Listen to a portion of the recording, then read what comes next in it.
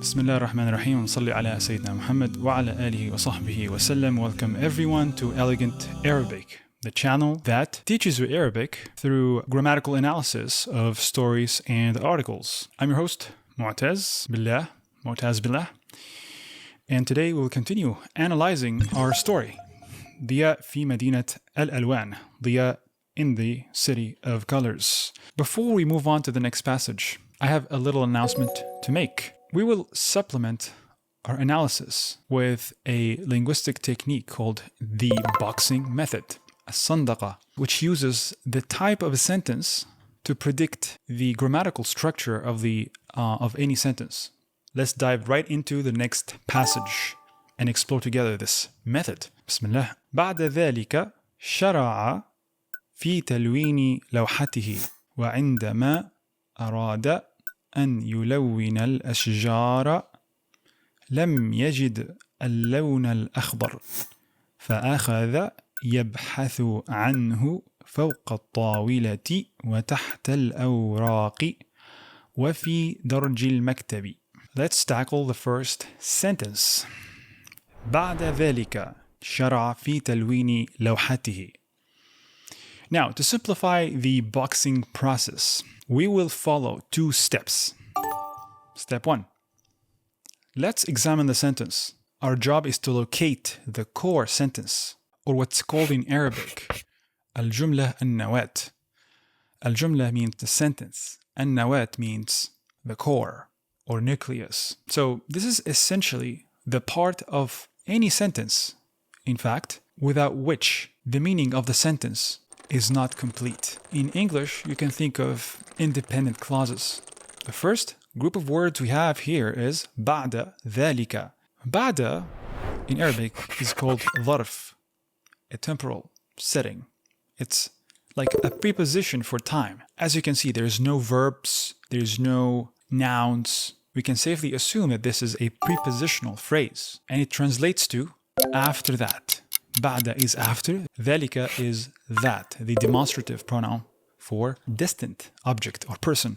So this cannot be the core sentence. It is rather a temporal setting. So let's move on to the next group of words.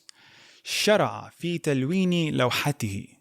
This group of words starts with شرع. شرع is a verb in the past tense and is derived from the root shin ra ain. It typically implies starting something with a sense of purpose and intention. In niyyah, there is presence. The other verb that is similar to this بدأ. We can start something without a niyyah. بدأ يأكل, without even realizing that he started to eat. شرع في is very particular. So spotting a conjugated verb is our hint here to mark the start of a core sentence of the verbal type. The other thing we notice is that there's only a single verb here. There's no other verb. This makes our sentence a simple verbal sentence. There's only a single verb. There's only a single core. We will explore the compound type in a future opportunity. We already established that the core sentence is a verbal sentence.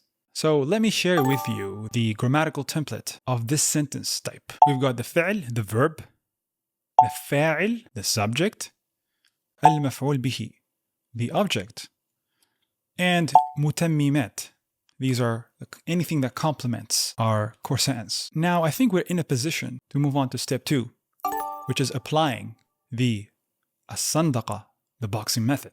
So, in this step, we will be mapping the template to the rest of the sentence. Let's go back to the first prepositional phrase that we've seen, بعد ذلك. Okay, that's a setting. This seems to fall under the متممات, the complements. It gives a temporal dimension to the sentence. Without it, the sentence still holds a complete meaning. Next, شرع, as seen previously, this is a verb in the past. Some of you asked to include the Arabic Arab, but maybe I'll just share the Arab of the most important parts of the sentence. Here, for example, شرع is a فعل ماضي, فعل in the past. ماضي is the past. The verbs in the past, in the ماضي, do not carry إعراب. We call them فعل ماضي مبني, not معرب. It literally means built. So anything built does not change form due to any external factor. The end of it, the alama, the vowel at the end, does not change regardless of what comes before the fa'al. You can say لقد شرع وشرع فشرع. شرع will always end with a fatha. We say it's built on the fatha. When you build something, it's fixed. It does not support i'rab. فعل ماضي, a verb in the past, does not support i'rab.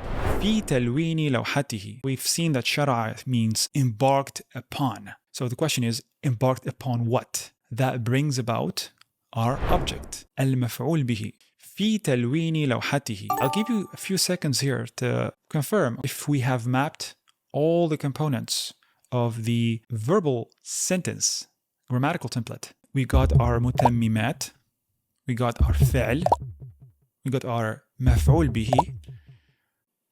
As you can see, we're missing الفعل. Where is الفعل? Unlike English, the فعل, the subject, in a formal, informative Arabic sentence can be implicit. In fact, it is very common to have implicit فعل in Arabic sentences. How do we find out the فعل? The فعل here is inferred implicitly from the context, and we can decipher its gender and cardinality from the conjugated form of the فعل done by the فاعل. So, if we examine the conjugated verb شرع in the past, we can decide that our فاعل or subject is the masculine third person, namely هو or he. In Arabic, we call this فاعل مستتر, hidden subject. In more correct terms, implicit subject. في تلوين. Now, في تلوين لوحته, all of this is considered our object, but as you can see, this is not a single word. This is a group of words. Okay? As we've seen before, we can start by spotting the preposition في. Okay? في means in or into. تلويني is a masdar or a verbal noun derived from the root lam, waw, nun, relating to the concept of coloring or dyeing. In this case, it is the action initiated by شرع في, embarked upon. So, embarked upon coloring. Coloring what? لوحته.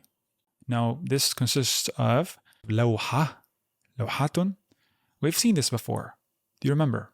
لوحة means painting or canvas. He, we've seen this as well before. What do you think he is in this case?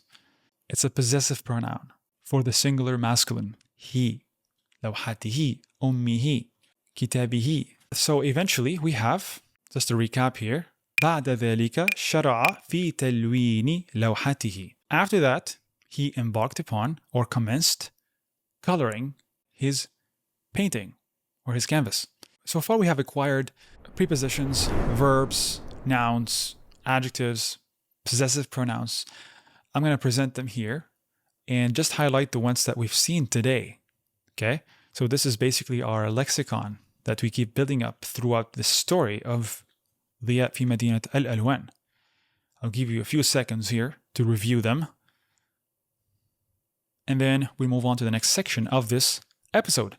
Now, you might ask, why do we need to identify the type of the sentence? Why is that important in the boxing method? Well, identifying the type of the sentence enables us to predict how we should further break down our sentence from a grammatical perspective, of course. The start of the core sentence reveals the type of the sentence. If it's a verb, فعل, then it is جملة فعلية. If it is a noun, then it is جملة اسمية.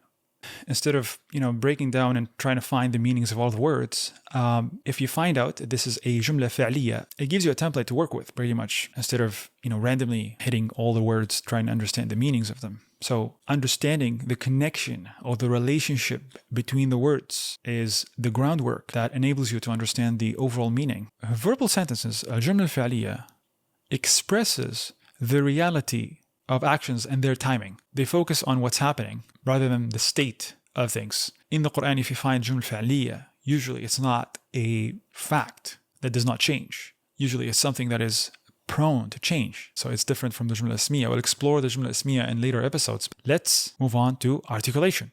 So I use syllables in teaching and also learning, actually. For the matter of fact, I'm still learning how to pronounce Arabiya like a pro.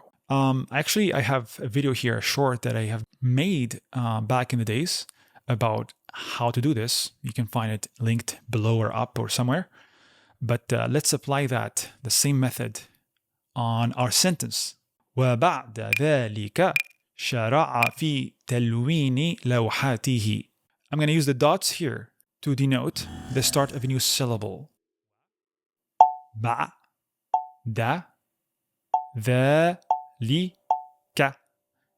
شرع في تلوين لوحاته.